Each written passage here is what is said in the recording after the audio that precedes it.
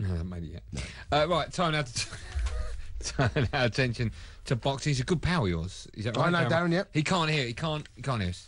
What do you really think of him? Could you have him in a fight? Oh, good, yeah. Good boxer or not? Oh, I could have him, though. Great boxer, I could have him. Really? He definitely can't hear. He definitely can't hear me. 100%.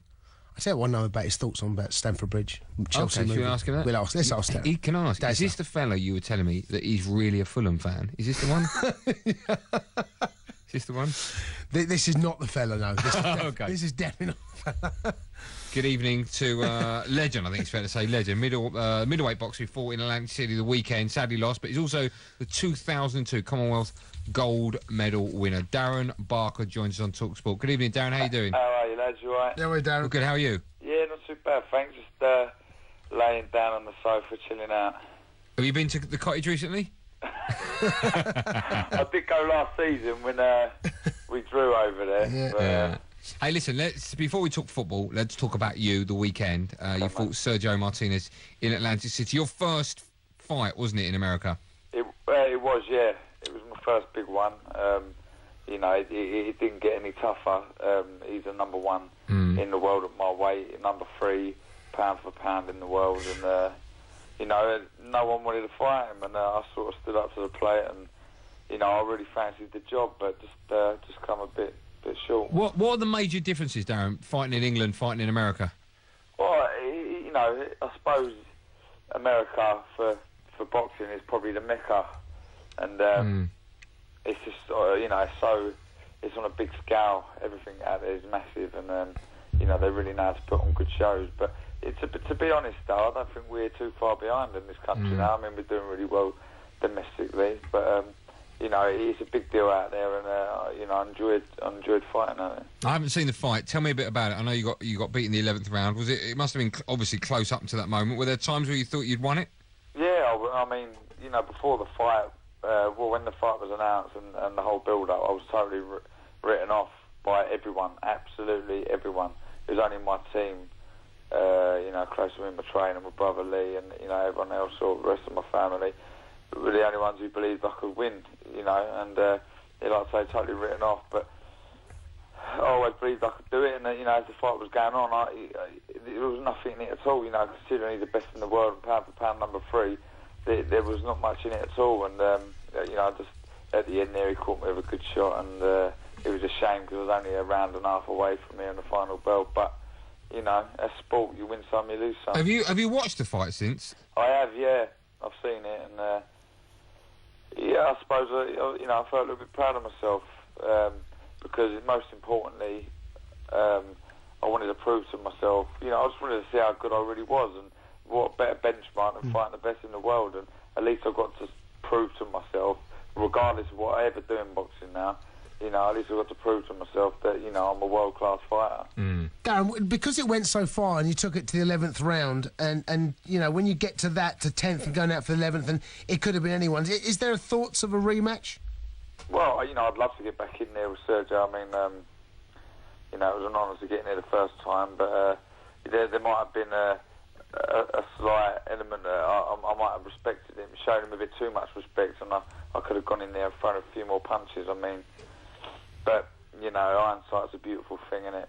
But yeah, I don't know, Joe, I'm going to totally switch off from boxing for a while and chill out, spend some nice time with the family. I mean, I've been away for just over 3 weeks. You know, I've got 9-month-old baby girl, so I missed her badly. And I just want to chill out now, relax, get down the bridge. You can buy me a beer down there, Jay. So you broke up there, Darren, what'd you say? Gladly, Darren.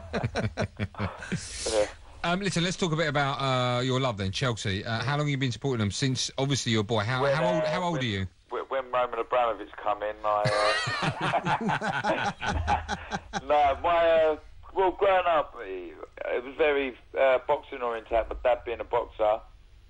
But my mum was a Chelsea fan, so I sort of just got into Chelsea from a young age through my mum. And when I started secondary school, one of my best mates was a Chelsea fan, and that was it. We used to go down there on a weekly basis, watch them, and yeah, love them. Darren, obviously you've heard the news recently, and you know, you and I have got a lot of mutual friends, and it's gonna split a lot of opinions. The club are buying back all the shares from CPO, the Chelsea pitch owners, of course, that Ken Bates put in place in the early 90s. Where do you stand on this? No one wants to leave Stamford Bridge. No Chelsea fan wants to, but I understand the reasons why that they're making moves. What is your take on it? I totally understand. You know, I do understand, but. You know, I'd be gutted. I would absolutely be gutted. You know, I love going down there. There's such a buzz, and you know, I've got so many fond memories, and you know, it's the side of football I don't really enjoy getting involved in. You know, you can drive yourself mad, can't you? You know, Darren, can I ask you? I know you don't want it to happen, but as a fan, is there a part of you that expects it to happen so you can compete with the big boys? Do you know what? I don't expect it to happen. Funny enough. You know, I'm that much in love with Stamford Bridge that, you know, I don't know if it's me subconsciously thinking, you know, it's not going to happen, or I don't want it to happen, but, you know, I'm not really expecting it to happen. You know, it probably will end up happening, but, you know, I think deep inside I'm thinking, oh, please don't, but I don't know. We discussed, I don't know if you heard the show, you probably listened to our show yesterday, Darren, didn't you? Dave? It doesn't matter. We discussed on the show yesterday. Missed that one. That's all right. Listen, it was one of the best. We discussed yesterday the form of Frank Lampard, and Jason claimed that he was, without doubt, the best goal-scoring midfielder. Best goal-scoring midfielder this country's ever produced, and obviously he was shot down in flames. What do you make of Lampard's form this season? And is he one of Chelsea's, if not the best midfielder they've ever had? Well, I'd say so. I mean, if you're talking about goal scorers, then without a doubt. But as far as his form this season, I mean, he started off a bit slow, but you know, you can only be as good as your last game, and a hat-trick's not bad, is it? And you know, he's a class player, he's a fantastic player, and you can see even when he has a bad, a not so good game, or he doesn't score, he's always picking fantastic passes, and his eye for the game is fantastic, and he does a lot off the ball as well, I think, and you know, he's a key player for us. He is indeed. Darren, what's next for you now? What does Darren Barker do? Where does he concentrate? I know you said you've got a 9-month-old little baby. You know, obviously you want to take a bit of time out, but what happens for Darren Barker in 2012? Well, holiday.